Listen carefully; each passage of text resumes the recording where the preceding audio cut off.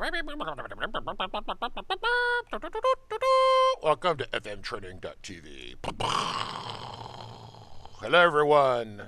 I am Richard Carlton. Welcome to another awesome day of FileMaker training. Very exciting today. Calvin, when you're going to do the beginning, it says like, welcome to fmtraining.tv, the greatest source of FileMaker training in the world, mostly.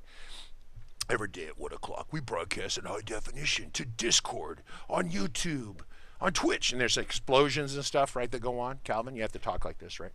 And then you say, if you want more information about the upcoming broadcasts, like you really want to follow Nick Hunter because he's such an awesome guy, you can go to fmtraining.tv and press a live tab, and you can see what's coming up. It's so amazing. Right, more explosions and stuff, right? Monster truck madness, right? Yeah, I'm going to work on my radio voice for next week when I'm back on. It's you need a lot of help with that. All right, so we're almost done. If you want to support the channel, you want to check out the bundles and make sure you purchase a bundle because this allows us to pay the bills and keep the lights on and pay Nick because Nick don't work for free. More explosions, all right? We have a sample file. We have a couple sample files. So sample file from Tuesday with Nick's demo is available on Discord. If I go over here to Discord and I go to up here, we have these three links right here. This is a link you can download the file from Tuesday. Calvin's audit log sample, which has already been updated to a new version that you haven't even seen yet. He can talk about that in a little bit. That is the link right here. And then we have David Angel's recycle bin sample. So I want to talk about this briefly first. I'm going to press the button here and see if it actually works. I think it did work. It went to my desktop, I am thinking. I'm going to hide myself. Here's David Angel's file right here. And so David had this sample file that he sent to me. And I was like, because when I got it, and I've been like really busy because we're literally chewing through the book. I've already done 2 hours of editing on the book this morning. And so I'm just thinking about that. I'm not thinking about really the broadcast probably as much as I should. And so what ends up happening is he sends me a sample, and I didn't realize he sent it to me like a week ago, but then it was relevant yesterday. So yesterday we had a conversation with Clarice, right, one of our customers, and Clarice said, hey, I want you to make sure that I can delete records out of the FileMaker file, right? Remember we said that? And we said, but good FileMaker developers don't delete records because that's how there's no undo for that, right? There's just not. And the customer will say, there we go. Where's the undo for the file? Because I deleted it, but I didn't really mean to delete it. And so you should make it so I can undo because everything in the world has an undo. Except FileMaker doesn't have an undo in browse mode, right? Which is fine. Makes sense. So there was that conversation yesterday. So I said, we're not going to do it for you. And then Clarice, the customer, goes, hey, if you don't do it for me, I'm not going to pay your bill. And so you're not going to get paid. And then you go, okay, yeah, so money talks, and we're going to do this for you. So that was the conversation yesterday. We talked about taking a record and deleting it, but you don't really delete it. They think it's deleted. So you can do it a couple different ways. And David Angel sent me a file. Yes, David, good job. And what it is that this is the Clarice thing, right? And so Clarice says, hey, I want you to delete this file. And you say, okay, I'm going to delete this file. So I'm going to delete this one right down here. It's this Amazon. It's $123. It says delete. And then it says, are you sure you want to delete? It says, in this case, it's giving us, the developer, a tip, but you wouldn't tell this to the customer because when they want to delete it, they want it freaking gone. They just want it gone. They don't want it to come back, right? And so this should say, would you like to delete it forever? You'll never get it back. And you'll say yes. And then it's gone forever, and it's not in this table anymore. And what David did here is a little recycle bin, which allows you to see it. He took the record, he cross-loaded it or cross-decked it into another table. If I press this button right here, and you can, as a card-style window, and here is the record right here. He built a restore button to bring it back. But what you would do is because the customer is so obnoxious and not listening to your suggestions, then they would say, we want you to bring it back. And you're like, that'll take $5,000 and 50 billion hours of work. And they're like, oh, okay, just fine, just do it. And then that's unethical, but you get the point. When you have customers who really argue about common sense, and then they argue back that they don't want what they insisted that they wanted, it makes you just want to Anyway, so this is the restoration over here. I can come over here and restore it. It comes back, and now magically you're a hero. Why? Because David Angel showed us how to do it. Very cool. Of course, Kyle Williams. Kyle Williams is the most predictable dude on the internet, right? He goes, every time I say something, Kyle or Nick says something or anyone says anything, what does Kyle say? I can do it better with JSON. That's all Kyle says. That's all he says. So at first there it was, I looked up there and it says, oh yeah, I've done that and it works better with JSON. So if anyone wants to do this with JSON, see Kyle Williams, okay? But don't ask me because I ain't done it with that. But I want to thank David Angel for building us a sample. So you can all have this sample file. It's available right now. It's kind of off topic only because we're talking about audit trails, and the question came up is during an audit trail, if the customer wants to delete something, what do you really do? And the answer is don't delete it.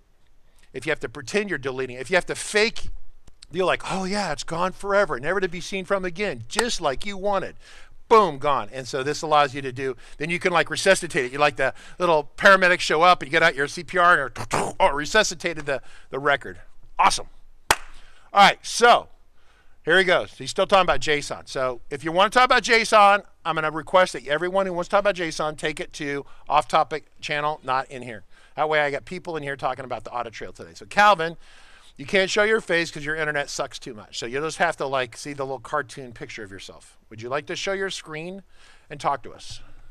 Yes, I'll go ahead and I was trying to do Discord at the same time. I think that's what the disruption was.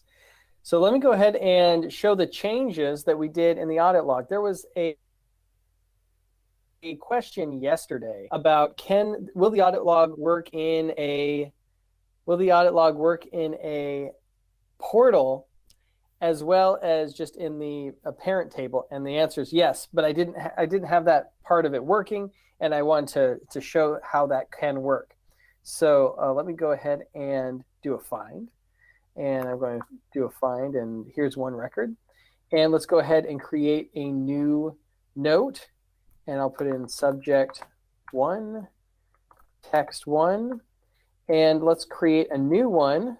That's this one's going to be a phone call. I'll say subject 2, text 2, and we have this log button here. So on the portal row. So when I select this now, we will see the audit trail for that record in the portal. You'll notice that we just have from empty to subject 1, empty to email. And if we look at the other one, we'll see the subject 2, text 2 items in there. And then when we select the log for the parent, the contact, we don't see any of that note information. The previous one just kind of grouped all the notes and all the contact information in one audit log. This is separating them out by the IDs. And the way that we do that is it's running the same script in all of these log fields, but the ID that we're passing in the script parameter, let's go ahead and look at that, is the note from that portal. Amy Sheely says, dude, that's totally awesome. That's another great movie. I love the quote lines from that, but no one knows what I'm talking about. I'm like, say, dude, all I need is a cool breeze, a nice buzz, and some tasty waves. So these are the tasty waves right here we're seeing. Very nice. Yes, so we're passing that. Calvin keeps going. I don't know what the hell he's talking about. Just keep going and pretend nothing happened. Oh my God, that's so funny. It's some tasty waves. All right, keep going. So it passes that note ID and then performs a quick find. So we do need to have the note ID in the audit log. It's off screen in this layout, and then it filters that log. So that's a quick update to how the audit log can track the changes of child records and display them separately from the parent record. Calvin, now you were today. What was today's thing? You were going to do something special today. What were you doing? So today we're going to show how you can add the audit log to your app. And if you go to the home on the audit log demo file, there's a brief description of how to add it to your app. So I've got here a copy of FileMaker's contact layout or contact sample file. This is their old sample file. This is the old one that's, okay, let's see what happens. So you guys watch this, right? Ready? 1, 2, 3. Yeah, this is that old sample file that those Claris built, right? It really sucked. We can use a different sample file if we want. I'm kidding. I'm waiting for Nick to blow everywhere because that Nick built this. This is Nick. Oh, that's right. Nick created this, right? The guy that works for us created the samples, right? The new ones, right? Or the old ones. All right, you keep going. I'm just picking on Nick. Okay, so the first step is to add the import the audit log table into your app. So I'm going to go File, Import Records, File, and then I'm going to grab Audit Log v3.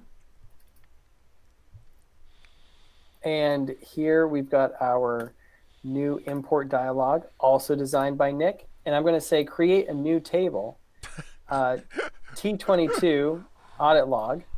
And the reason why I'm doing it this way is so that all of those settings for the fields are imported. So I'll just say import.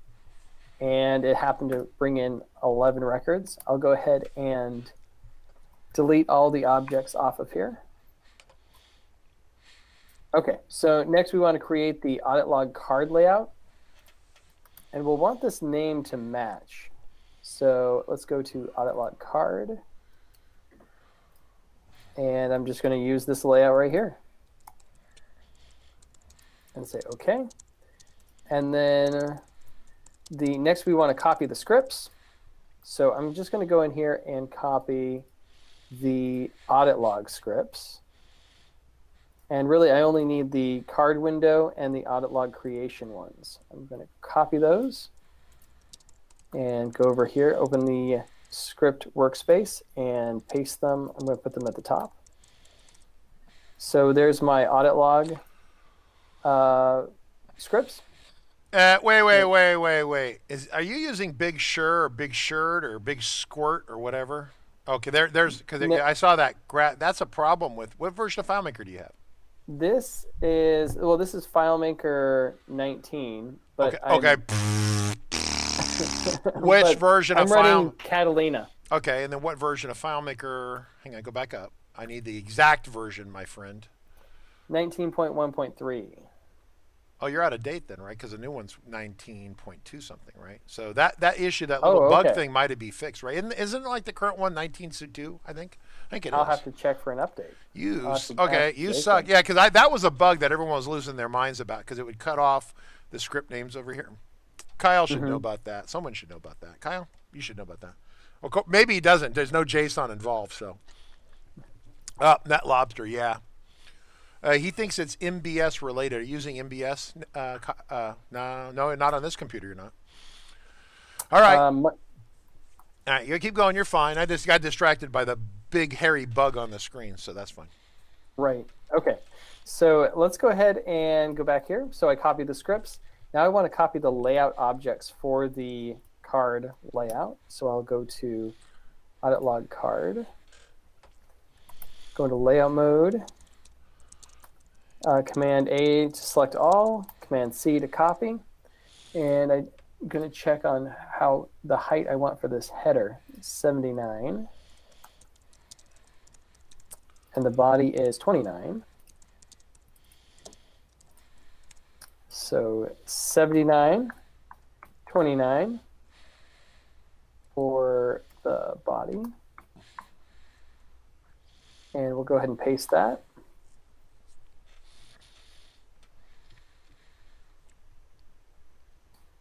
And make this a little wider to accommodate the rest of the fields.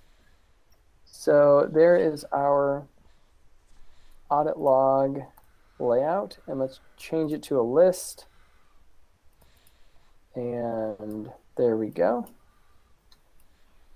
So now we need to add the global UUID field to our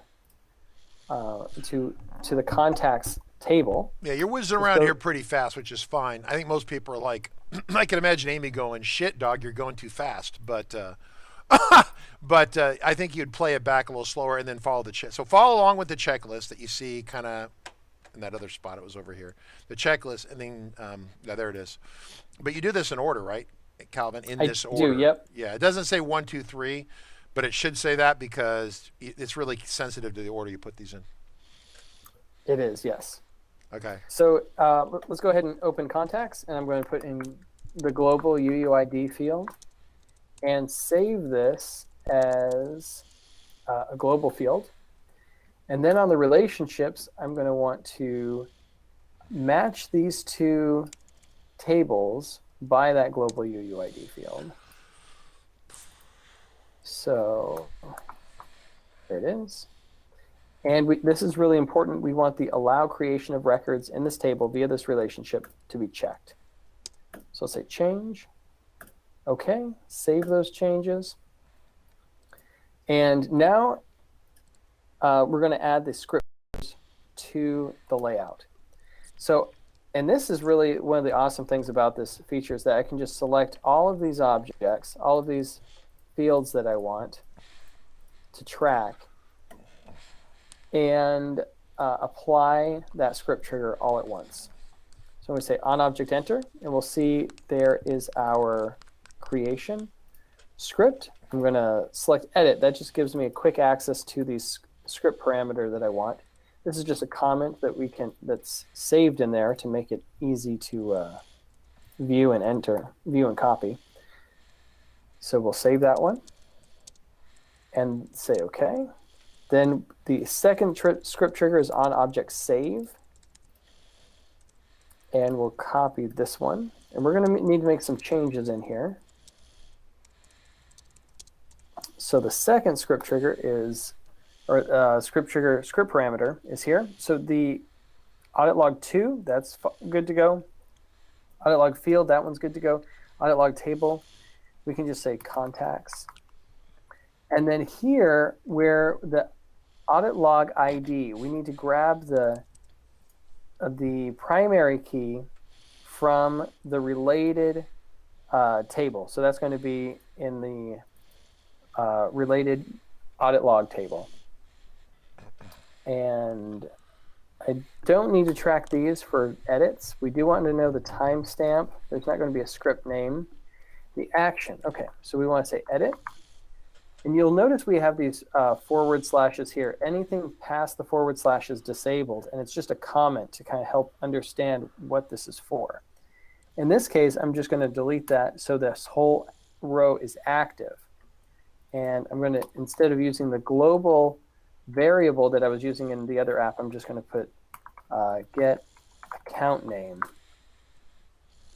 And then here, where we track the IDs, we'll want to use the contact ID matching field.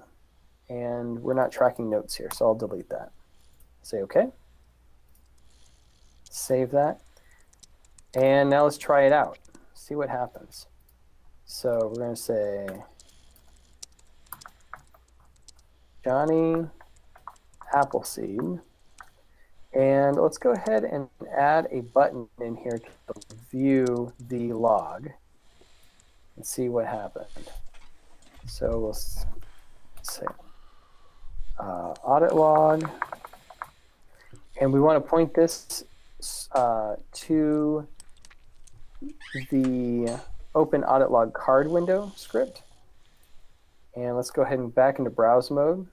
And we'll see what happened. Now it says there's no log entries.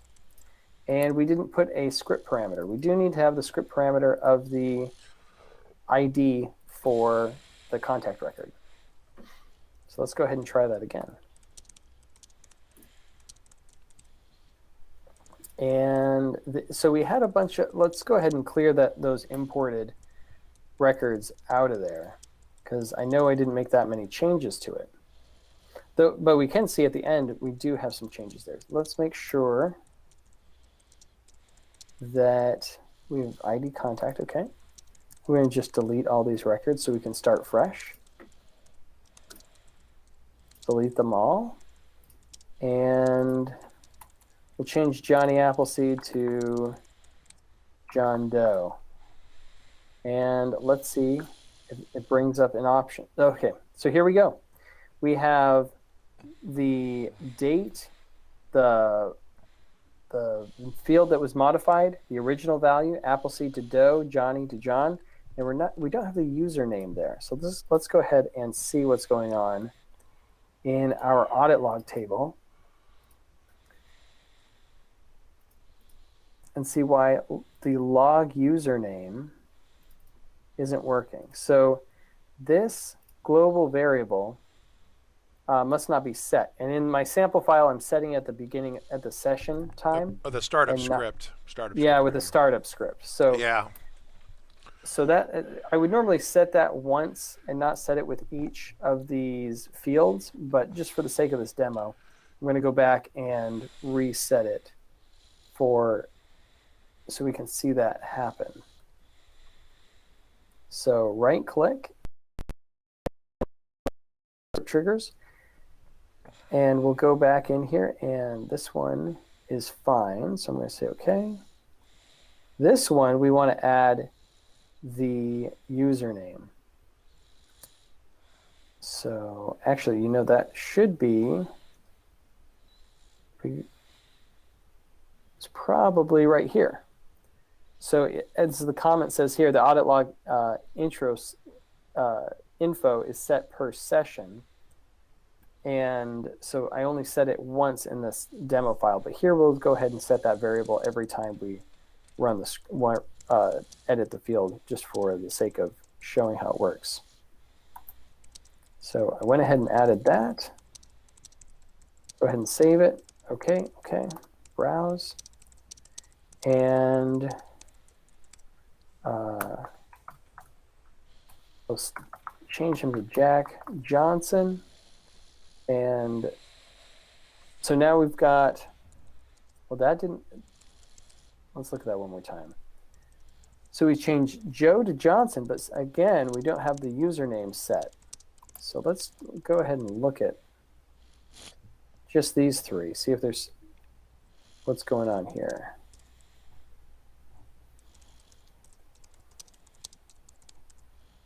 And the username is get username.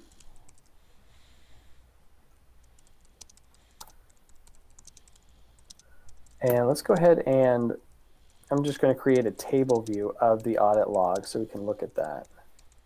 Make sure that there's not some other reason that it's not appearing. Go ahead and open that and Command J to see everything. So I'm going to say modify, and there's the log username is what we're looking at. Let's go ahead and hide these other fields that we don't care so much about. So for some reason, it's not displaying on the layout itself. So let's go ahead. Oh, it's log account name. Let's go log username. Okay, so now it's showing up. Let's go ahead and check that again. I'm going to go back to contact detail. And, oops, wrong file. Let's go back over here to Reminder, if you have questions, ask questions. I want to welcome Mary Margaret from Ithaca. Of course, Jeffrey from Alabama, Timothy and Wally and David, all of the YouTube folks, and Michael Gravel. Make sure you ask questions. I know there's a little bit of a delay there with this, but and I know it's a little bit dry, but this is not that complicated of an ad. I mean, if you're brand new to FileMaker, I guess it's pretty horrific. But if you follow along with what Calvin's doing, you can add an audit trail to your solution, right? So questions, definitely let us know. Calvin, keep going there.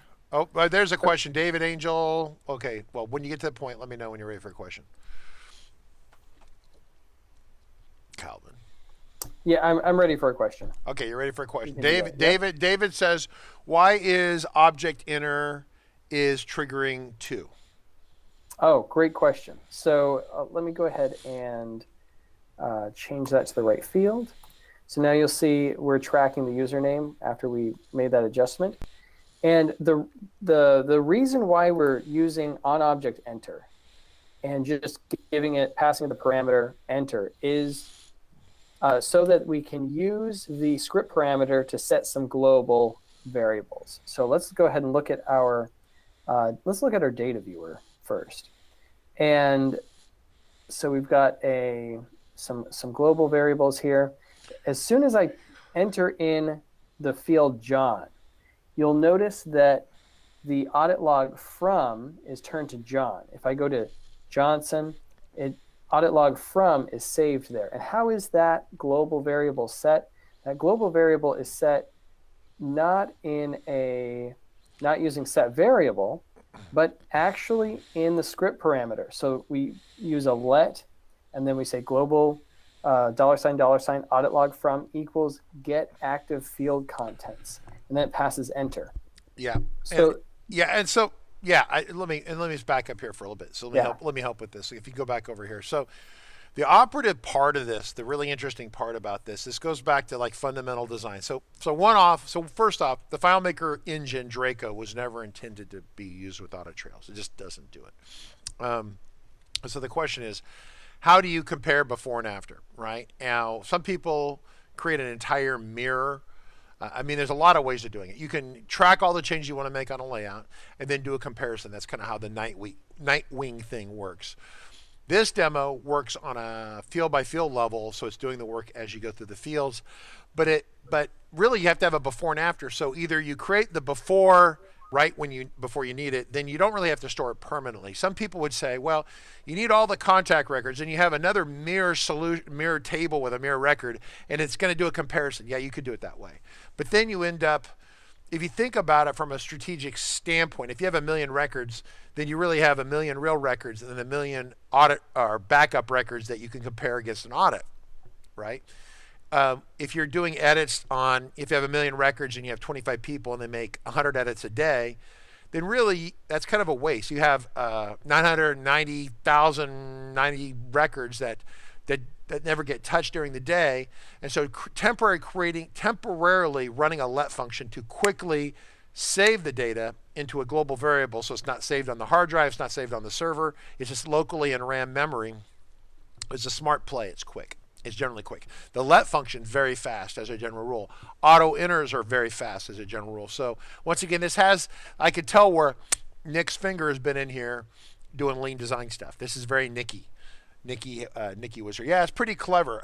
So NetLobster says do it field by field, capture the value on enter, and then compare the log. Yeah, and that's what we're talking about. As opposed to an entire snapshot of the record with all the fields, and maybe it never gets edited. Maybe a vast majority of the records never get edited. Now, if you have a solution, say you have 1,000 records, and those 1,000 records are being triaged all day, every day, then there might be a case to have a complete snapshot set for comparison, but it's a limited set of records. They're the ones that are high traffic. You're editing every day.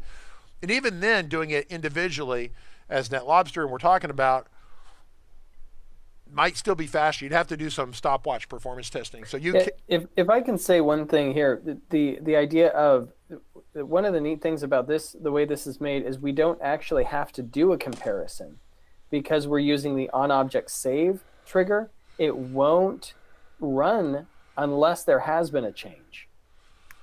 Right, that's the comparison, but you have to store the before value before you start editing it, which is what you're doing on enter. That's what I'm talking about, right? You have to actually store it, because if you don't store it, then you have nothing to compare to on the event that there's a change. Agent Chevy says, won't the audit log quickly blown to millions of records? Maybe. If you have 100 people making 100 edits a day, then that's 100 people making 100 edits. You have 100 records a day, right? I don't know. I mean, at what point? I mean, you have to look at it, right? How far back in time are you going to save this data? Do you keep the last 30 days? Do you keep the last year? At what point do you dump it?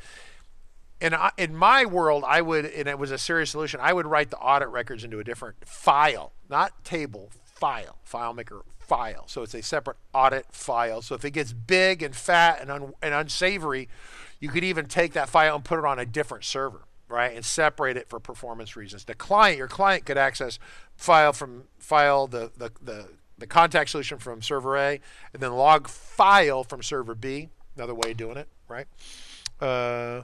Kyle says, I mentioned the issue last night's comments. The solution would have to have removed the script. Outdated records are no longer relevant. Yeah, so exactly. So yeah, you have to. But listen. But Kyle's like, yeah, you just got to tell it to remove outdated or irrelevant records. Okay, so then I go to the business customer and I go, would you mind telling me what you think are outdated and irrelevant records? And they go, I have no idea. Okay, so that's the interaction with the customer.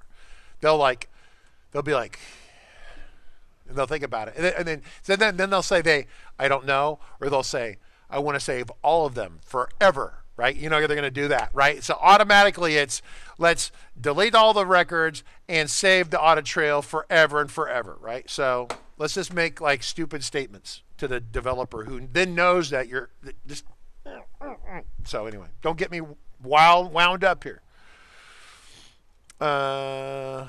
NetLobster points out for PCI compliance, which is the credit cards, to keep track of people doing credit cardy kind of things. She's saying that there's a technical requirement to store audit logs on a different server. I did not know. I haven't gone through PCI compliance in a long time. Normally what happens with my customers, as soon as they figure out that PCI compliance is a thing, they offload and they never see the credit card. They never have it. They never see it. Therefore, there is no compliance because they don't got it ever. So, which is the new thing, right? Or not new, but it's, I would say, today's standard, right?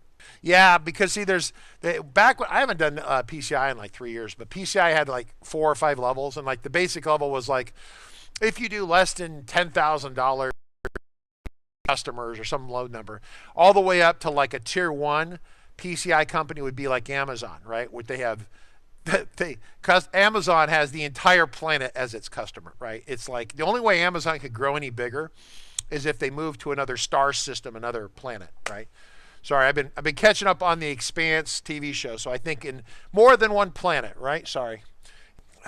Can we use it to track changes to container fields, Calvin? Yes, but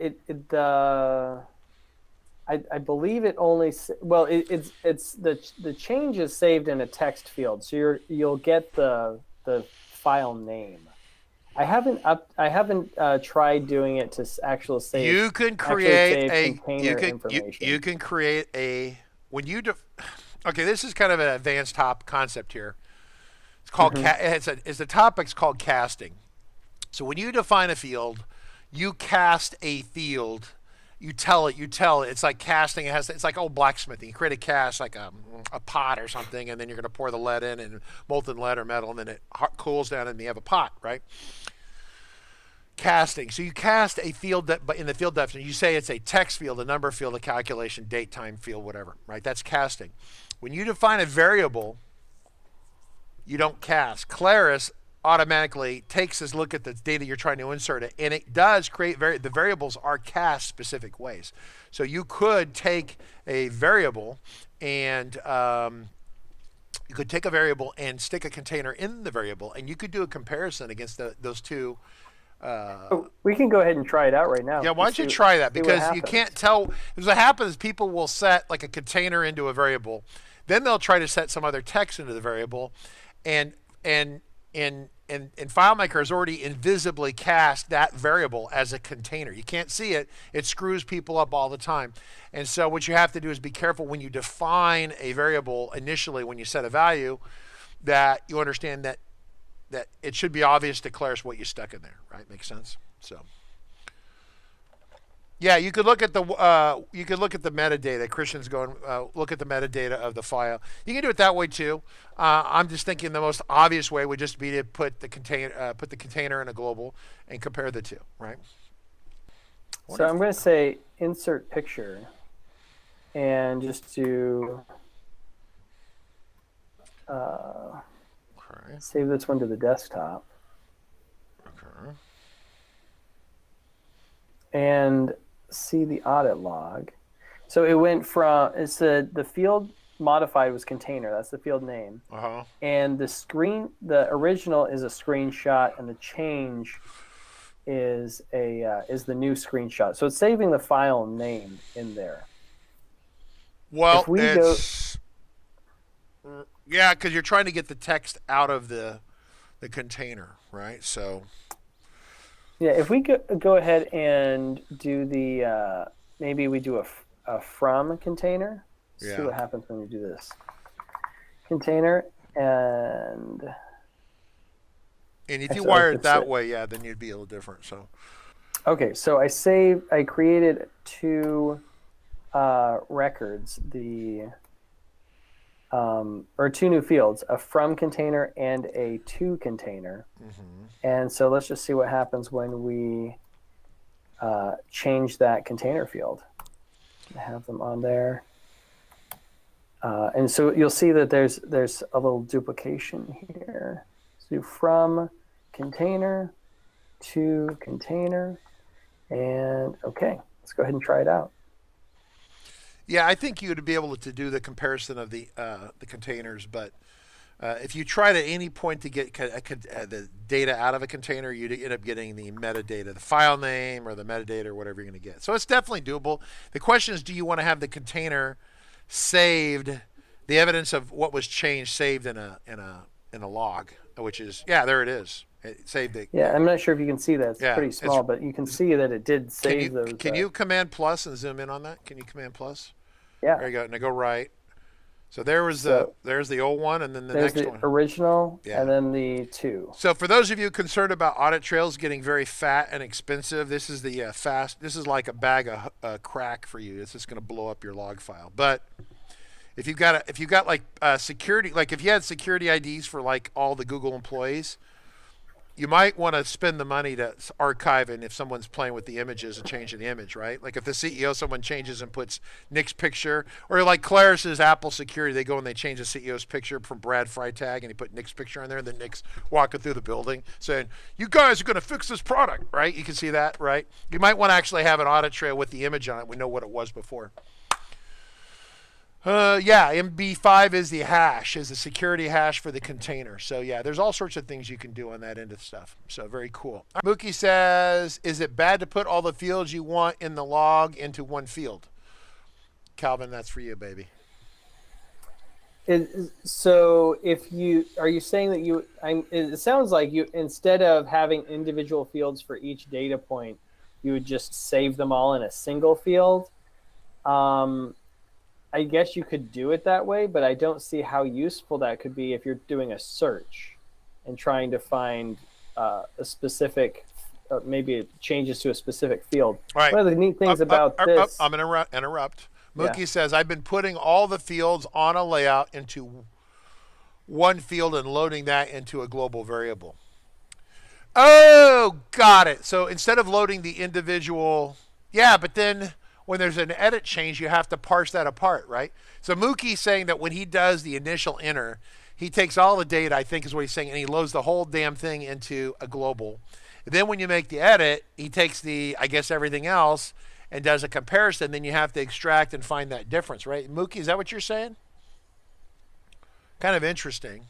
I mean, would that, I think that would be done on an on record commit. When you're if you do save all the data, and what's nice about this method is that it's creating those log files as you're interacting with it. So the latency of creating those is not pushed all the way to one interaction when you commit the record. It's spread out through that interaction. So it gives a faster, more smooth user experience instead of putting off the record creation until the commit and then having the client sit there for a few seconds waiting for those records. Okay, so next question was from UK lad Calvin, and he says Calvin, so it's for you, not for me. Calvin, does your log also store changes, creations made via scripts? Thinking here in terms of collecting data in globals and setting, and then set field and changes in scripts, right? So yeah, so if you are making changes in a script, you can call this script. The same script will work there and make those and record those changes as well. So this is this saves those changes at the interaction. So in your script, you will want to set a global variable for the audit log from value, and then run the script to the audit log script, the same one here. Calvin, can you Calvin, go back to layout real quick. I can answer this a little bit more better for you, even though it's for you. All right, go to layout mode for me, and then show me the triggers. This is kind of a certification test question thing here. So these script triggers that you see on object enter, these are all bypassed when you do a set field command. The set fields do not trip the triggers that we have set here. So the answer by default, Calvin didn't say this. He's like a used car salesman. Yeah, it'll work if you, and you know, all you heard was, yeah, it will. And then you didn't hear the rest of it. By default, out of the box, it won't capture a set field. But if you take this script here and you stick it on the front of your scripting process or whatever it's at, and then this on the end of the scripting process, then it will work. You have to make that adjustment, right? That's correct, yes. Okay, Neil, I'm not going to get into that topic. That is a really great point. I could demo that for hours. In fact, someday I might do that for people, show that. But yeah, that's a different topic. Import will also not trigger the audit log. No, it won't, because that's another certification test question. Imports do not trip script triggers. Okay? Scripts don't... Okay. I have to be careful what I say here. I have to be precise. I'm lacking precision. A set field command will not trip a trigger. If you do paste into a object, that will, because when you go into scripts and you write copy or paste or cut or any of those kind of commands that you have up under here, like all these commands, if you have a script that you say target a field and do one of these things here, that is like a user's typing it. It triggers it, okay? But a set field command bypasses the interface and it goes right to the engine, right? So there was a conversation here. Jake says, does go to object script step fire triggers? Well, going to the object, I don't know. You'd have to try that one. Maybe Nick knows that one. I don't know that one off the top of my head. Yeah, Nick says yes, it does. Yeah, and insert calculated script, insert calculation definitely does, right? Because it's an insert command. Yes. It's an insert command. Yeah, it's a copy paste. It's an insert command.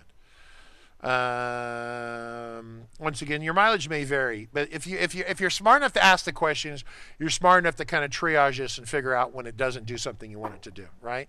The people I'm more worried about are the ones that have no idea, that they've not played with script triggers. They really don't know that triggers are tripped by certain things and other things don't trip them, right? So that's kind of my concern. But I think Jake's got a pretty good feel for that. I would if he doesn't have a good feel for it, then yell at Christian because he hasn't done good enough training with you, right? Christian's just a bad FileMaker coach. So anyway, what else? Kyle said a non-JSON thing. Holy cow! Go to object. Yep, there we go. Kyle says go to object will fire the on object inner trigger. Yep, there we go. All right, cool. Well, I want to say everyone great today. It's awesome. We're running up against the top of the hour. Appreciate it. Everyone have a good day. Calvin, good job. Everyone says thank you. Thank you, everyone.